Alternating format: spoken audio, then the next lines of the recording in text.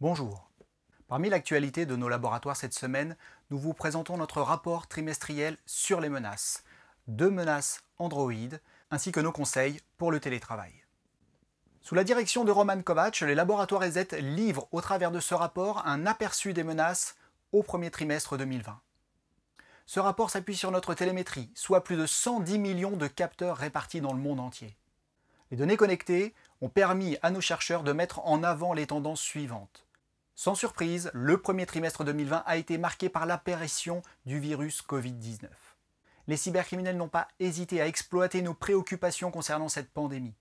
En mars 2020, nous avons assisté à une recrudescence des campagnes d'escroquerie, de logiciels malveillants utilisant la pandémie du coronavirus comme appât, tirant ainsi parti de nos craintes et de notre soif d'information. Pour autant, certains types de menaces ont vu leur nombre de détections diminuer par rapport au trimestre précédent. D'autres, comme les menaces en ligne et les logiciels espions utilisés pour le cyberharcèlement, ont vu leur cote de popularité augmenter. Et les menaces web en particulier ont connu la plus forte augmentation en termes de nombre total de détections. Dans l'actualité également, 2 menaces pour Android ciblent actuellement la France. Découvertes par Łukasz Stefanko, toutes deux sont des chevaux de Troie bancaires. Leur objectif est simple, subtiliser vos informations bancaires pour effectuer des opérations à votre insu. Et il y a fort à parier que ce n'est pas pour effectuer un virement en votre faveur.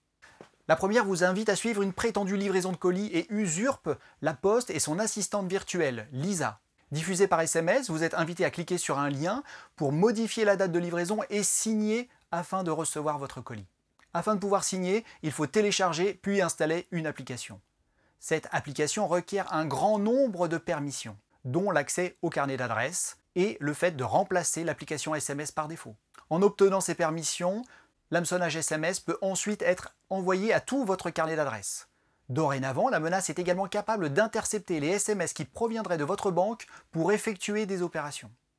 La seconde application utilise Twitter pour attirer ses victimes vers un site malveillant. Des publications vous proposent de prendre soin de vous et des autres en installant une application permettant de suivre la pandémie du Covid-19.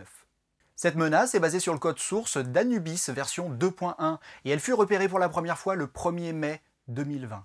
Vous trouverez plus d'informations sur ces 2 menaces sur le fil Twitter de Łukasz Stefanko. Et pour terminer, le télétravail est maintenant généralisé et même avec la perspective du déconfinement, nos habitudes en la matière vont évoluer. À la fois, un certain nombre d'employés vont continuer de télétravailler et nous reprendrons nos habitudes en termes de nomadisme. Ainsi, sécuriser les postes de travail continue à être une priorité, ainsi que de sensibiliser et former nos utilisateurs. Que vous soyez responsable informatique, utilisateur d'entreprise ou simplement intéressé à titre particulier, nous vous invitons à vous rendre sur notre site internet où vous trouverez plus d'informations sur les solutions que nous mettons gratuitement à votre disposition durant la pandémie. Et pour plus d'informations, consultez notre blog willivesecurity.fr. Prenez soin de vous et à bientôt.